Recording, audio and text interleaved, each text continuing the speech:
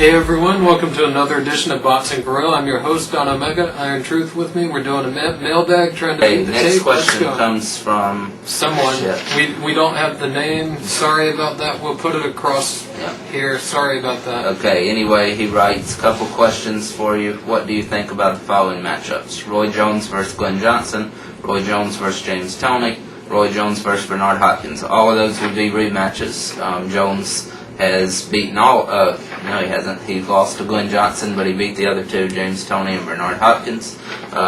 Anyway, I picked Jones against all of those guys. Jones and Toney would be at heavyweight, obviously, and Jones just still faster and just still better, not better skills like technical skills, because Toney has a better technique, like a fighting technique. Jones relies on his speed and his reflexes. But that's what can beat Toney. And with Toney's even more compromised movement up at heavyweight, Jones would just stay on the outside and hit him to death. Yeah, and win a decision like he did the first time. That's what he did in their first fight back at super middleweight. It'd be an even wider decision possibly, because Maybe. I don't think... I don't know, 12 to nothing. You can't really get wider than that. Yeah, you can't really get wider than that, but I think it would be even more easy, I guess, I'll say, for Jones. And Bernard Hopkins picked Jones... possibly could knock him out. I don't know what I would actually pick. I could see a decision, of course. Jones, which Hopkins did look more powerful at light heavyweight, though. So I'd pick a decision overall against Hopkins, but I would pick him to win a decision. I think he's just faster. Yeah, he's just faster, and just like, I mean, Hopkins has a better technique as far as... Out of those three, I'd give Hopkins the best chance to beat him, really. Even over Toney, I would give him the better chance to beat him, because he has the kind of speed to kind of get to Jones better. Yeah, Toney lays back and he wouldn't be able to chase him down. Guy, and, he's not ever going to be coming after Jones, I don't believe. Jones is going to pot shot him and be gone before Toney can really do anything. So that's probably true. Hopkins, I would pick Jones probably by decision. And yeah, he's just faster. You know, he relies on those reflexes and speed, and that's what it takes to beat Hopkins too. So, you know, Glenn Johnson, same thing. Johnson's a come-forward fighter. Jones just has to pot shot and move, give him angles, you know. And he would definitely be ready this time for Johnson to come for him. He's calling out Glenn Johnson big time. That's who he wants most right now. And let's hope Johnson wins against Glenn Woods. Definitely, because we don't need to see a Jones-Woods rematch, that's for sure. We don't need to see a Glenn Johnson-Woods rematch either. Well, this is the third one for them, but yeah, so anyway... I picked Jones to beat Johnson, knock him out before the 9th round, so he can get the better of him, because that's when Johnson knocked him out. So hopefully Jones can get that fight by the end of this year. That's who he's targeting, it looks like. So that's hopefully that And happens. thank you, Parts Unknown, man. Yeah, sorry about that. Okay, next question comes from Marcus, Don Omega, and Iron Truth. Okay, and he says, let's start off with the heavyweight division. I think Shannon Briggs has a great shot at being undisputed heavyweight champion of the world if he trains and keeps in shape. How do you feel about that? I feel that you're wrong, buddy. I'm sorry, you're wrong about that. I don't think Briggs has a chance in hell of doing that. No. I don't think he's going to beat Vladimir Klitschko. He would beat someone like Valuev. But I really don't see him even beating the Lajkovic guy. I don't see him beating Hasim Rahman. No. And I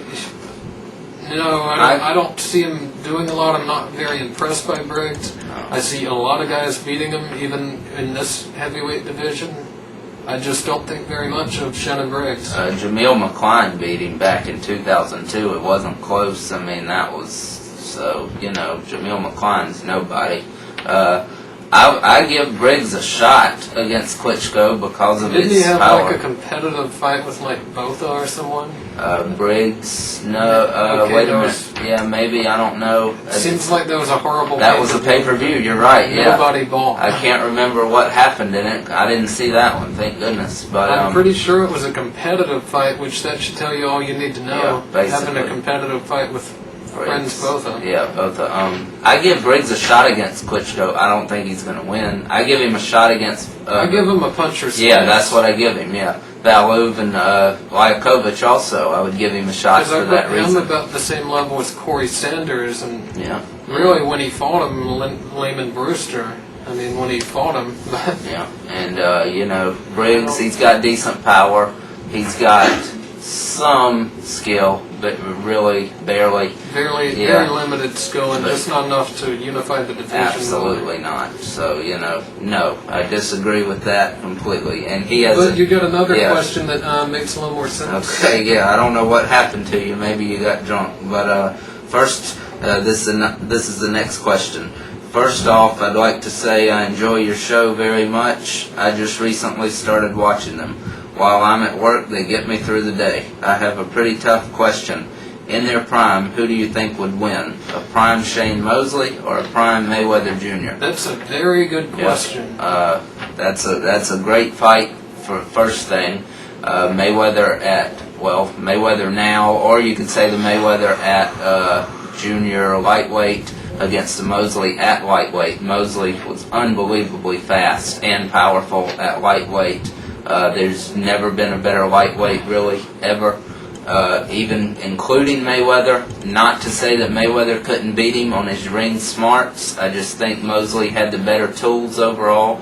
But I think Mayweather could outsmart him, and he has a better style, a better skilled style overall, and I would pick Mayweather by a decision against Mosley. But I think I would pick Mosley in that one, actually. I don't know. That's a tough one. That was some really unbelievable speed. Yeah, it was. If Sugar Ray Robinson was actually that even that fast, which I find very hard to believe. He wasn't that fast on anything I've seen. They don't have any of this welterweight footage where he was supposedly even faster than 160, which is amazing. Yeah. But I don't think he was as fast as Shane Mosley. And even if he was as fast, which would be absolutely amazing. Yeah. Anyhow, Mosley, that was some speed that I think would have probably been enough. He would have been throwing his punches a lot, those flurries that he had. And I think even if Mayweather were blocking a lot of them, I could still see judges giving Mosley the points for being the aggressor. Mayweather would have to throw a lot more than he does now with Mosley throwing that many. Yeah. I'd have to lean toward Mosley, actually. Yeah, that's a pick'em fight, definitely. But hopefully they'll fight soon, and we'll get to see who wins. But like you said, I can see either guy winning. Yeah. This comes from Marcus from Downey, California. This is another question from him. He writes, do you think Oscar would try to pull Trinidad out of retirement for one last mega fight? I don't see that really happening. De La Hoya wants one more fight. He wants that fight probably to be against Floyd Mayweather Jr.